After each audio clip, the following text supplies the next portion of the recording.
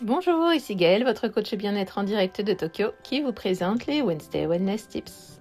Vous est-il déjà arrivé de vous retenir, de ne pas dire ce que vous pensez vraiment, de ne pas montrer pleinement qui vous êtes, de ne pas faire ce que vous avez envie de faire, et de réaliser que peut-être ce n'est pas un hasard, ce n'est pas de la paresse, ce n'est pas un manque de confiance, c'est autre chose, c'est de la protection.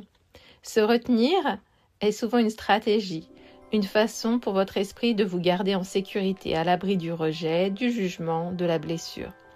Peut-être que vous ne prenez pas la parole dans un groupe, par peur de dire quelque chose de mal. Peut-être que vous n'exprimez pas ce que vous ressentez, par peur d'être mal compris.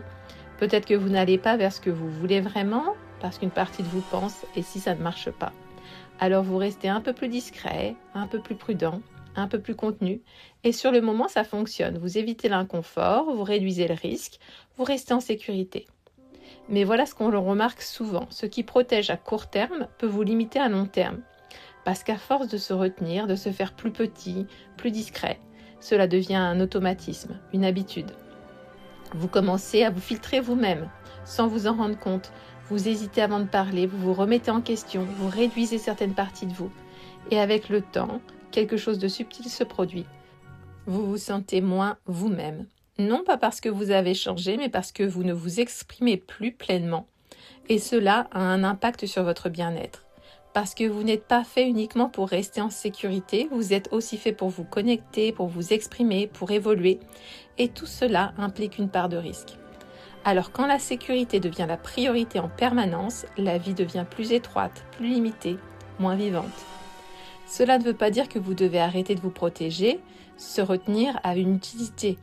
À un moment, cela vous a aidé, cela avait du sens. L'objectif n'est pas de supprimer cette protection, mais d'en prendre conscience. Et remarquez quand vous vous limitez. Et demandez-vous, est-ce que c'est vraiment nécessaire ici ou est-ce que c'est juste devenu une habitude ? Parce que parfois la situation n'est pas réellement dangereuse, elle se ressent juste comme telle. Et dans ces moments-là, vous avez un choix. Vous pouvez rester dans la sécurité ou vous pouvez faire un petit pas en avant. Pas quelque chose de grand, juste un léger décalage, dire ce que vous alliez garder pour vous, partager une opinion, tenter quelque chose de nouveau et observer.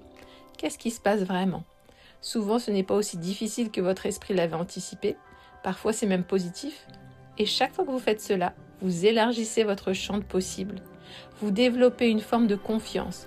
Pas dans le fait que tout ira toujours bien, mais dans votre capacité à faire face si ce n'est pas le cas. Et cela est une autre forme de sécurité, une sécurité plus profonde. Alors si vous vous reconnaissez dans cela, si vous sentez que vous vous limitez souvent pour rester en sécurité, ne vous jugez pas mais soyez simplement curieux. Parce que peut-être que ce qui vous a protégé autrefois est aujourd'hui ce qui vous empêche de vous sentir pleinement vivante.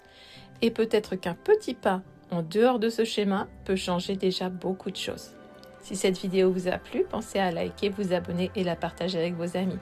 Je vous dis à la semaine prochaine et d'ici là, rappelez-vous d'être la version de vous-même que vous préférez. Au revoir.